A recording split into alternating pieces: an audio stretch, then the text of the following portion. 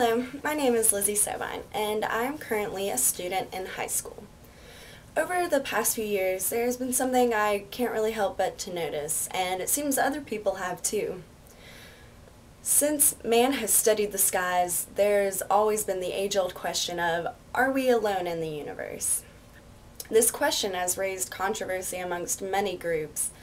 Typically, the groups who believe that Earth holds the only life believe so for religious or moral reasons. Other groups, like the Scientologists, form the foundation of their beliefs around the existence of alien life forms. I think most people are afraid of finding out that there are more intelligent life forms out there. But just because there may be alien life does not necessarily mean that they will be more advanced. And I think people more and more are starting to become aware of this. Although no hard proof has yet been found of life outside of Earth, every day it becomes more difficult to ignore the evidence that suggests that we are not alone. People all over the world are becoming more open to this idea, and I think this mind shift can be seen in the new discoveries, TV shows, and movies that have been released. Aliens aren't exactly a new thought. People have always imagined what they might be like. In the late 1500s, the astronomer Giordano Bruno suggested that all the stars in the sky were similar objects to our sun. With today's modern technology, we now know this to be true. Although stars vary in age and size, they are all generators of heat and energy, which could then produce life. It's sort of naive to think that out of all the millions of galaxies and solar systems out there that Earth is the only planet with life on it. Assuming that all life needs water to maintain and survive, scientists have been able to mark several planets that are capable of producing life. These planets are in what is known as the Goldilocks zone, which means that the planets aren't too close to the sun that the water would evaporate, and they're not too far that the water would freeze. They're at just the right distance so that the water stays a liquid.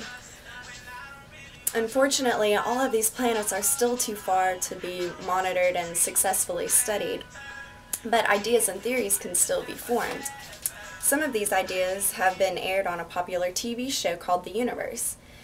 New episodes air on the History Channel every Tuesday. Many people are fans of this show and watch it every week. The show discusses the infinite possibilities and mysteries of outer space. One episode they did was called Alien Faces. On this show, they explored what animal and plant species might be like on other planets. They scientifically deducted how planets in other galaxies could have developed based on their size, gravity, landforms, the age of their star, and endless other factors. It's an interesting thought that these interpretations may not be too far from the truth. Another more fictional interpretation of exploring other planets was the theme of the movie Avatar, which came out actually last December. This 3D film takes place in the near future. Humans have developed the technology to travel great distance in space, making it possible to explore other solar systems. The movie goes to a planet called Pandora, where they discover a native tribal species. They aren't exactly like humans, but scientists are able to communicate with them and teach them English. Many people around the world were interested in this movie. The movie made $232.2 million on its opening weekend. That movie explored just one of the possibilities of what other planets could be like. The more technology that we gain, the more accurate our ideas are becoming. Whether people truly believe that alien life exists or not, the thought is becoming more widespread and people are becoming more conscious that, it's an actual possibility. People are taking interest in something bigger than ourselves.